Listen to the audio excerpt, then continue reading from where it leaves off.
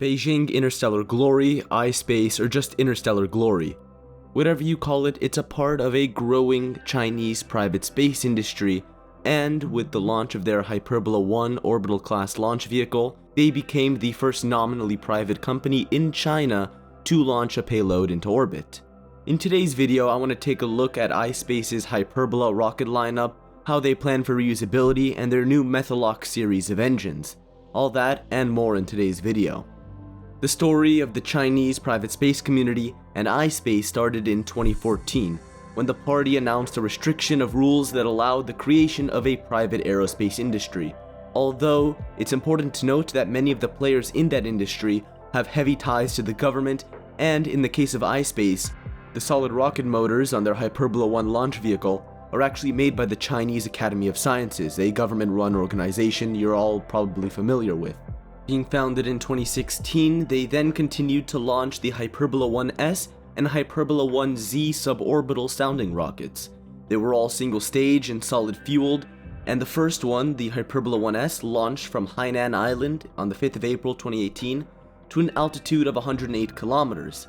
The Hyperbola 1Z launched on the 5th of September 2018 from the Jiuquan Satellite Launch Center, and just 2 years after their founding, took 3 commercial CubeSats to 108 kilometers, marking their first commercial mission, while other suborbital companies like Jeff Bezos' Blue Origin would manage to put suborbital payloads on his New Shepard rocket on the 23rd of January 2019. It's important to note here that Blue Origin was founded in 2000, and Interstellar Glory or iSpace was founded in 2016. But hey, at least he's taking up Wally Funk, right? Back to the main point. These suborbital test campaigns allowed them to build a solid foundation for their Hyperbola 1 rocket, which launched on the 25th of July 2019 and is capable of taking 300 kilograms into low Earth orbit of around 200 kilometers. As I said before, the design likely takes some pages from Chinese ICBMs like the DF-11 and DF-15, but for later designs like the Hyperbola 2 and Hyperbola 3, iSpace is shifting to a Methalock's design structure and going for reusability, and that's where we come to the Hyperbola 2. The Hyperbola 2 is a 2-stage liquid-fueled reusable rocket with a payload capacity of 1.1 tons if reusable, and 1.6 tons if not reusable, all to a 500 kilometer low Earth orbit. Now it's going to be using the JD1 reusable methane engine. It has a 15-ton thrust in vacuum. They don't actually say the sea level statistics, which would make you think it's a vacuum engine, but when you look at the 100-ton thrust of the JD2 and the fact that it's clearly a 9-engine structure at the bottom of the Hyperbola 2, I'm thinking that they're going to be using the JD1 on both the first and second stages of Hyperbola 2, and the JD2 is for use in future designs, possibly for their spaceplane, which I don't think is ever getting built.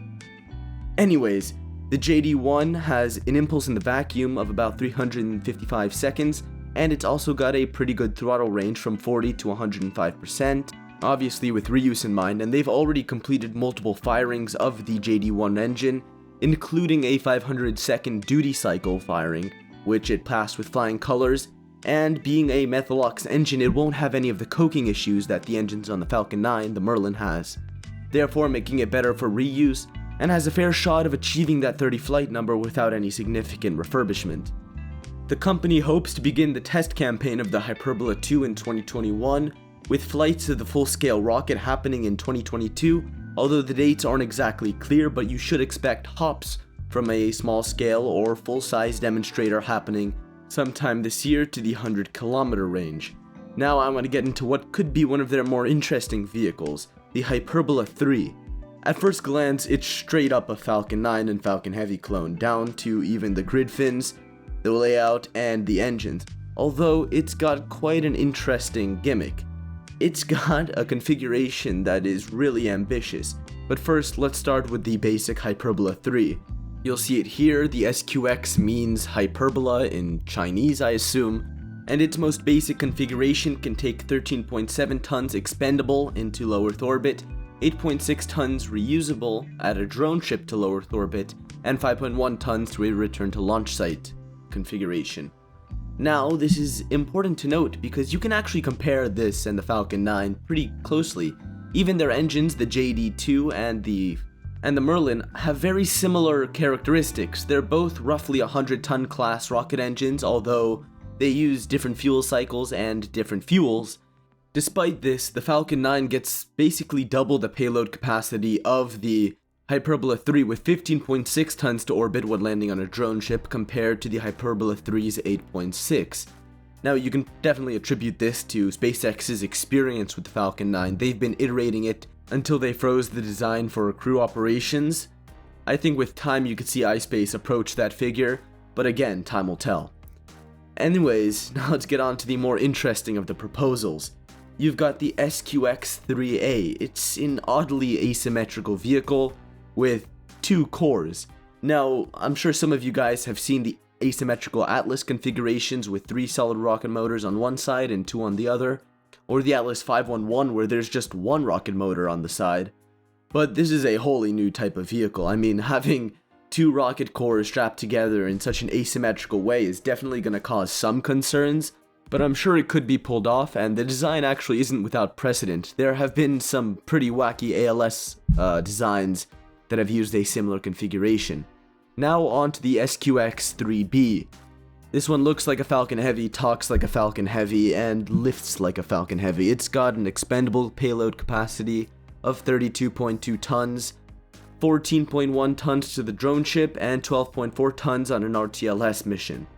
This configuration is obviously pretty far off in the future. I mean, they're planning on 2024 for the maiden flight of the Hyperbola 3, so the Hyperbola 3 Heavy, if you want to call it that, or Hyperbola 3B, is going to be launching, if I had to assume, sometime in 2026, although do not quote me on that. And sure, there have been more than I can count paper versions of a rebranded Falcon 9, the Amur LNG rocket, there's Ariane Next, the Long March 8, and what I'm sure are tons of other versions. And you might be asking, why is iSpace any different?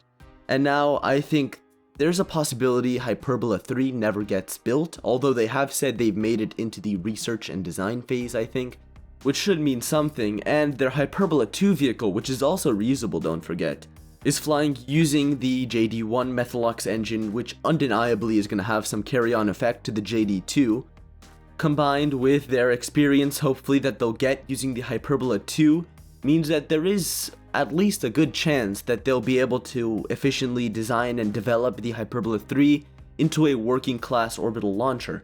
And sure, it looks exactly like a Falcon 9. I mean, this isn't the first time we've had reusable spacecraft look like each other, and you might say copyright infringement, tech stealing, maybe. But there's also something to be said for just seeing what works and copying that. And with a Chinese government and aerospace industry that look to be dead set on expanding their presence in low Earth orbit, with satellite constellations for communications, imaging, and everything in between, it seems like there could be a really big niche for small satellite launch providers in China, especially considering that Chinese aerospace firms are constricted to work with only a few certain other nations. Combined with a Chinese country just marking its 100th anniversary of the Chinese Communist Party, whose second centenary goal is to create a modern China, nothing screams modern like reusable launchers launching satellite constellations to provide much needed internet communications to your still largely rural population. This means that iSpace is going to have a pretty solid backbone to rely on as they begin the development of their Hyperbola 3 and continue the development of their Hyperbola 2 launchers.